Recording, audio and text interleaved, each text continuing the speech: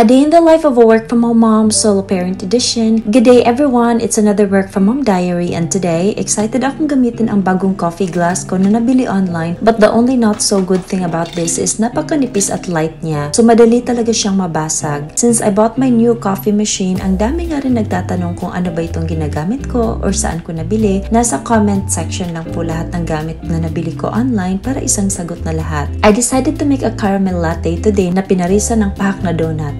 Whenever I make my coffee, na-awake na agad ako and I'm happy na hindi talaga ako inaantok hanggang matapos ang shift ko. Siguro nasanay na rin ako sa graveyard shift. Kahit nakakamiss ang mga workmates no, na mostly rin I work from home na, I'm so happy naman that we are with our families na while nagtatabaho in the comfort of our home. At si Cookie ang sarap ng tulog. She's half Rottweiler and half Aspin nga po pala, and one of my bundles of joy. Hindi siya nangangagat sa amin pero hini-head to foot kami sa pagka-judgmental.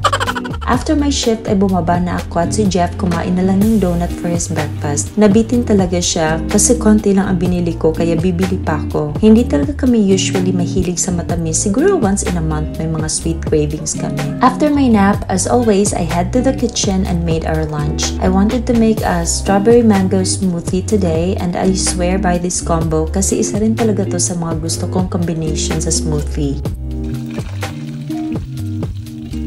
Nilinis at tinugasan ko lang ang strawberry, then throw it in the blender together with a sliced mango and added milk, then blended it. Quick lunch lang ito which I treat as my breakfast, at kapag ganitong oras, hindi pa talaga ako ganadong kumain. This is my first meal of the day which is lunch ni Jeff, so I just plated our lunch at may natira pa akong squid adobo so I just added it. After our lunch, I just cleaned Jeff's room and mine at pinalitan ko rin ang air purifier and replaced the water. It's advisable din kasi to change the water and I was undecided to choose the essential oil I'm gonna use dahil ang dami nga ring options, but I chose Angel's Love Scent today. I added few drops and just put it back sa kwarto ko and turned it on. I left it for 2 hours sa kwarto at pagbalik ko napaka-relaxing at napakabango na niya. And I started taking my New Moon Soft Glow S-acetyl glutathione para iwas haggard sa trabaho and being a full-time mom. For me na always kumikilos at may pinagkakabisihan, it's important to take something aside sa vitamins and healthy food intake na nagpapaglow, and I love the packaging of this one. I just took a little rest and watched some contents na nagpapa-relax sa akin, which is cooking vlogs as well, at minsan dyan rin ako kumukuha ng ideas kung ano ang mga recipe ko sa susunod na mga araw at ililista ko na ang mga ingredients para mabili ko sa grocery. Cookie was preparing for a walk with her Kuya Jeff kaya nag-aabang sa pinto. I also bought a keyboard riser kasi ayokong flat yung keyboard ko at nawiweirdohan ako pag nagtatype, kaya I bought this one and adjustable naman siya. And it is so sturdy too, so for me it would last long.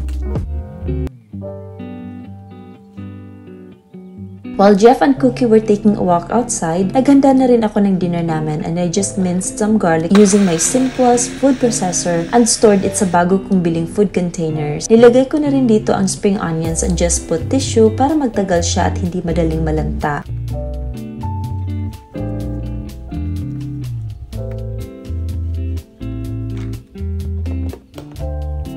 Today, I'm going to cook a pancit and just slice the ingredients na onion, red bell pepper, and carrots. I will be using chicken para isahog sa pancit.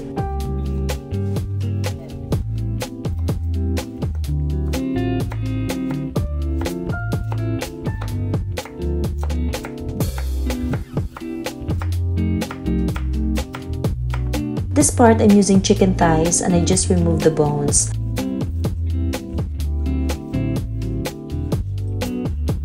Then, nagsaute lang ako ng garlic at onion and nilagay ko na ang chicken and mixed it. I seasoned it with oyster sauce, soy sauce, pepper, and brown sugar and just waited for it to cook while blanching the bok choy in the other pot. Nag-bake rin ako ng scallops for the side dish at nilagyan ko lang ng butter and cheese and a little bit of minced garlic.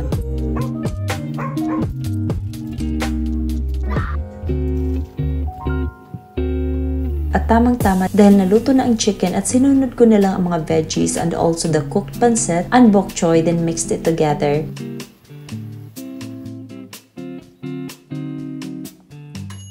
Naluto na rin ang cheesy buttered garlic scallops, so I just plated our dinner for today. Konti lang ang nilagay kong pansit, mukha tuloy hindi pansit. Para naman itong manok na sinahugan ng pansit at hindi pansit na sinahugan ng manok. Ano ba yan? Pero yan kasi ang gusto ni Jeff na maraming chicken na sahog, kaya maramihan na yan kasi favorite din talaga ng mga bata ang chicken. While kumakain naman kami, papansin naman tong isa kasi favorite rin niya ang chicken at nangihingi ng pagkain at nagpapapansin. After dinner at maghugas ng plato ay dumiretso na ako sa kwarto and did my skincare routine para may time pa ako mag social media bago matulog. And that's all for today. Thank you so much for watching. Bye!